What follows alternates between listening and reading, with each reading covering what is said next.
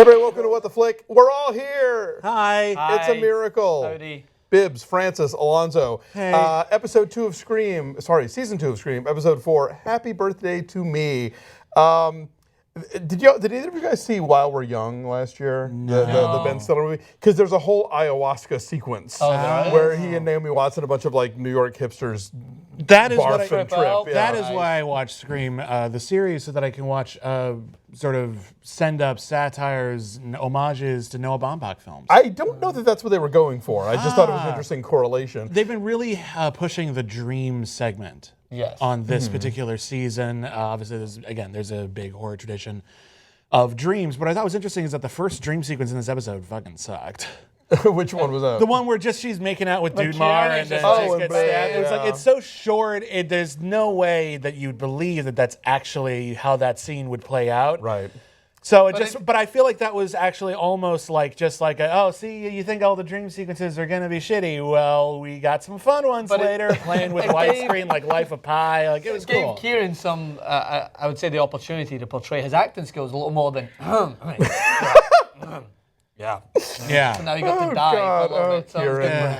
Kieran and his cousin, not Dave Franco, Eli. Yes. But otherwise, I enjoyed it. Yes, Eli makes shit happen this episode. Yeah. We have Kieran's surprise party that he manipulates Emma into throwing. Yeah. And everybody gets dosed with Mexican hallucinogens. Yeah. And sees crazy things. And it's funny, I was thinking that the TV in general, and certainly I would think an MTV show like this, you can't just have teenagers drink. Like there's always got to be some consequences. Trying to So find the other idea of ways like, to get oh, you're drunk. all throwing up now and you're going to have crazy hallucinations you can't control. Well, don't drink, kids. Yeah. Well, I'm like, so the killer obviously sent them the hallucinogens. Yeah. Is he just pranking them now? I don't know. This What was guy, the point? Well, there's that whole thing about how it brings up whatever's inside of you. I think part of it, at least, would be maybe trying to break down Audrey's defenses to see if she would confess to anything while under the influence. Yeah, I like the fact that this killer has ulterior motives than just slaughtering people, right? He wants to I think he wants to tear apart this group by bringing out the worst in Audrey. And then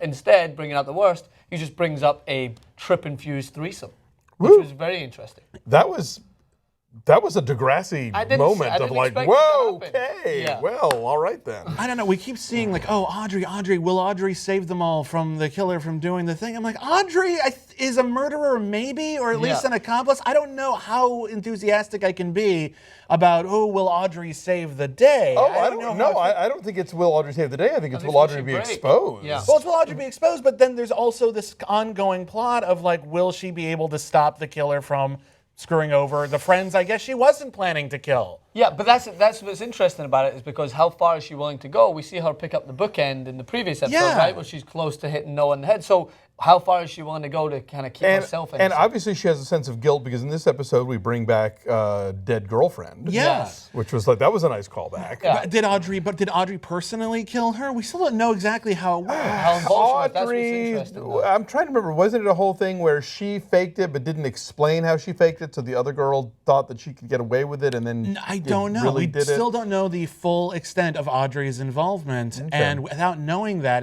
there's a difference between curious about a mystery and just not being able to get your bearings. I honestly don't know how interested I should be in whether or not Audrey gets away with it. Should I be hoping she doesn't, or should I be hoping she does?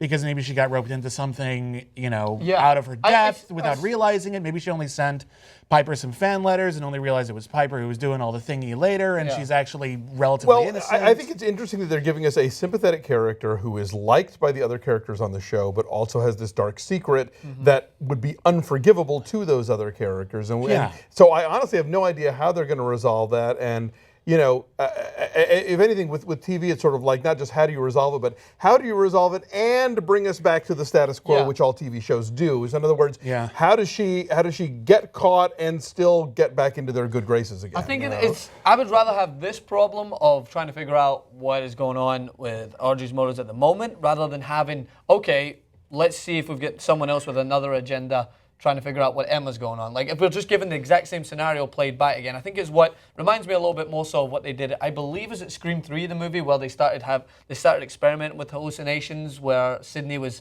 hallucinating her mum in the creepy house. Yeah, that was Scream 3. That was an interesting take on it, and I liked it better because it didn't just pose the question, right, who's going to be the killer this time? So I like that they're taking that route. I still don't completely know where they're going to go with it, but I would rather have that problem than thinking, all right, now we have another killer. Maybe it's Brandon's brother. Maybe it's her dad that's involved, and just trying to play the guessing game again. Brandon's brother is probably someone we've met. Yes. I think that's probably where maybe we're going. Kieran's cousin. He'd be kind of young, I think. I don't know. Would it be? Maybe it's Kieran's, maybe it's, Eli's father. Maybe. I don't know. Maybe it's no. There was this scene. There was this really funny scene this week between the sheriff and the mayor, in which the mayor is trying to like strong arm him and do it. And it's like, that's not in my job description. The mayor says, "I invented your job description. You invented sheriffs?" No, and he said, "I wrote your job description." You wrote sheriffs? If I bought the line, I don't know why fine. you're having an issue with it. How do we feel about the way that we finally see Jake's I love the Jake reveal. That was cool. That was what cemented this as one of my favorite episodes. Of course, then I started thinking, all right, how many days has he been dead now? Yes. And that body's been moved. It's pretty fresh, given how the rot should have set in by this point. Yeah, he's gonna be real gross. I'm not sure. Apparently, we wouldn't smell too bad though, because apparently the smell. No one noticed it. Well, no. Apparently, the really bad smell from a corpse is mostly from body fat, and that dude was ripped. That's true. Yeah, lean and mean. So yeah, he's probably fine. Yeah, no, that was she needs a shower and maybe like a hepatitis test, but she's not stinking. That was a great Carrie shout out moment. I thought, like having her on stage and. So where I'm questioning, it's a good question again to have. That's why I like this show at the moment, because so we have the teacher come back to certain points. So was that him? Do you think on the call to forgetting her name? Now we're gonna look to Audrey. Why am I forgetting her name? To Brooke. Brooke, Jesus Christ. It's right there in front of me if you can see this camera. It's right there in front of me. So was it him that called Brooke, or was that the killer putting on that voice, or is he actually stalking Brooke to come back? The other thing is that it's actually a little hard to tell because they've established that there's this technology and there's an app for the Scream voice. Yes. So technically anyone and they kind of sound like Brooke, the professor either way. They all kind of sound like him when you put that up. I don't know. I think it's just the killer, unless he is the killer or he's the killer's accomplice this time. When she put forward the question to him, he didn't deny it. She's like, "You called me from an unknown number," and he was like, "Do you really think I'm stalking you?" So again, it's this cloudy area whether what's his intentions, because he's always been a kind of shady character from the moment we've met him. So. Is there a tie-in with him again? I don't know. Although there is the deniability of, if he could have sent those roses not knowing any of the Jake stuff was happening. He's just creepy for its own sake. There you go. So we have Audrey and Noah making out. Yes. Now, originally it was sort of a drug-induced sort of thing, but then they realized it, and it was like, screw it, let's keep doing this for a while. Yeah. And then a girl with awesome hair shows up, and she was just like, let's keep doing this for a while. Yeah. I went to all the wrong parties in high school. That's my whole point. I did my teenage years all wrong. Entirely wrong. So then she breaks up with Noah because I guess she feels he has unresolved Audrey issues. Do you think they're actually going to go there? I would. Why not? Maybe. I mean, it's going to pose the question as what is her thought process at this time? He has been her ducky this whole time, so I would not be surprised if they, finally make that manifest. It bothers me though because there's this plot in almost every television series: the two characters who are obviously supposed to be together who can't get together until the last episode of the series. So if Noah and Audrey are doing a thing, well, obviously Audrey's going to be exposed in some way. Noah's going to not want to be with her, and then they won't get together until or want to be with her because he's got this obsession with. She'd have to have a really great story. Or it compels him to come to the rescue in some way or other. I'm just saying, she has to have a really, really great excuse for how she wasn't actually responsible for anyone dying. Yeah. Right. And then, meanwhile, we've also got Salvo, what's the sheriff's son? The sheriff's son. Who's, the creepy cartoonist. Seems to know quite a lot about tripping people out on Mexican liquor. Yes, that and his obviously creating his own Lakewood Six comics. Yes. So it's a comic. Yeah, but Emma with the knife in her head. That's a little. There's creating a comic, and then there's reenacting or trying to reenact what you think would happen in their death. It's a little. It's obviously just another play to put him in amongst the circle. And again, he's such a red herring so early. I kind of doubt it. No, you're probably right. They're pushing it. If they push that later, I would have said maybe. But here it's. We'll see. We've been going every episode who we think did it. Francis, we haven't talked to you yet. Who's your prime suspect right now? Emma's dad. Okay. Oh, good one. Yeah, I okay. think that I wanted to touch on that really quick then because remind me a little bit about the backstory again. Bear with me, it's another season on. But so right, Brandon James was she had an affair with Emma's dad's. Well, Emma's mom, right? Emma's mother. So would he be too old to be Brandon's brother?